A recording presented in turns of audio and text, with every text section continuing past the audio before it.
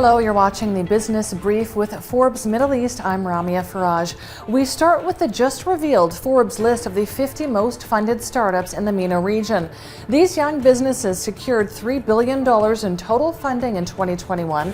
This compares with just $959 million in 2020. The UAE dominates the list with 22 startups securing nearly $1.8 billion combined. That's over 60% of the list total. Saudi Arabia follows with 12 startups that raised a total of $520 million. Egypt comes third with 7 entries that raised $249 million. Fintech and e-commerce are the most represented sectors with 13 and 11 entries respectively, but it's food tech firms that raised the most money with $875 million in total funding. Find out who among them are unicorns.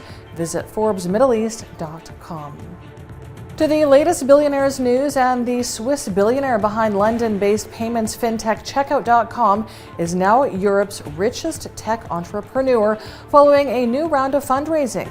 Guillaume Poussin's company is now valued at $40 billion after raising $1 billion from a group of investors. Citadel Securities, the market maker founded by billionaire hedge fund investor Ken Griffin, has announced its first round of private funding ever. It's taking in nearly $1.2 billion in venture capital at a massive $22 billion valuation. It comes after the pandemic ushered in an explosion of retail investing for the Wall Street firms facilitating trades. And billionaire Netscape founder James Clark has surrendered 35 Southeast Asian antiquities. They're said to be worth more than the $35 million he paid for them. Federal investigators discovered the art had been trafficked.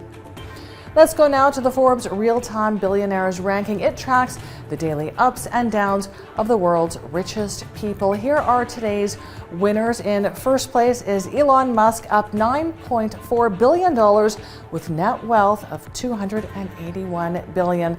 The second place winner is Robin Zhang, up $3.6 billion with net wealth of $52 billion. And in third place is Mukesh Ambani, up $2.5 billion with net wealth of $98 billion. Check out our website and our social media for all of the Billionaires news. British Prime Minister Boris Johnson is facing calls to resign after admitting he attended a garden party at 10 Downing Street at the height of the pandemic lockdown.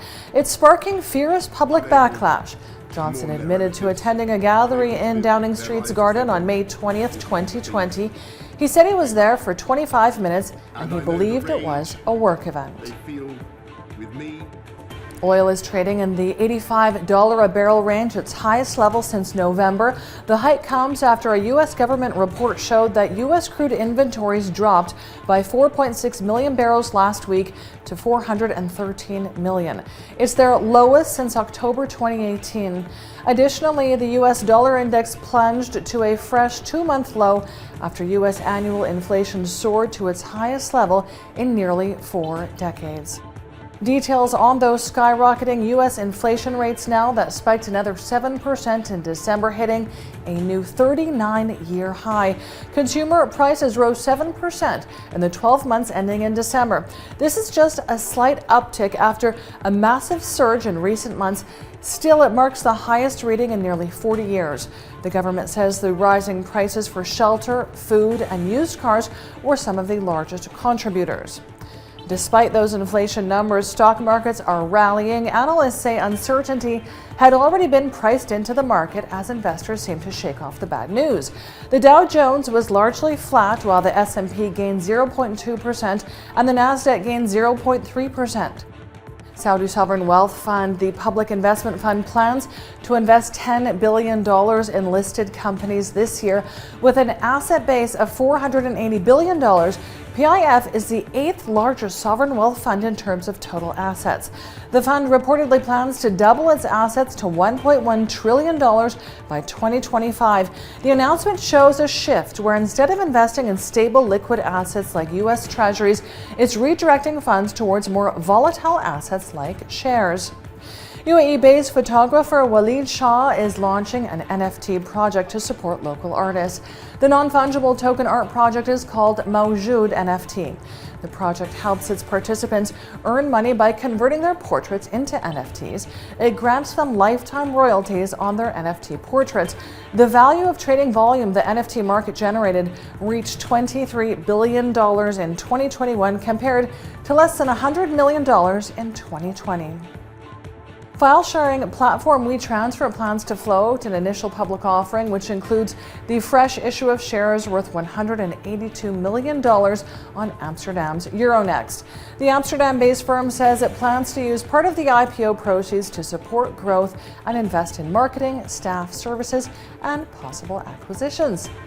New numbers confirm that people just can't put their phones down. People spent more time on mobile apps than ever before in 2021. App analytics firm App Annie Consuming says users in Brazil, Indonesia, and South Korea spent the most time on their phones, surpassing 5 hours per day. This is closely followed by users in Mexico, India, and Japan. Americans spent 4.8 hours a day on their mobiles. A rare Magritte painting could fetch a record-breaking $60 million at auction. It depicts a home and surrounding trees in the darkness of night while the sky appears lit by the sun. The painting is billed by Sotheby's as one of the most desirable works of modern art in private hands.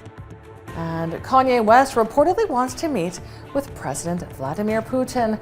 West's associate says he plans to go to Russia later this year. He says he plans to invite the Russian president to a performance of his Sunday service choir as a special guest. And West says he wants to make Russia his second home. I'm Ramia Faraj. Catch the Business Brief tomorrow. Thanks for watching, and bye for now.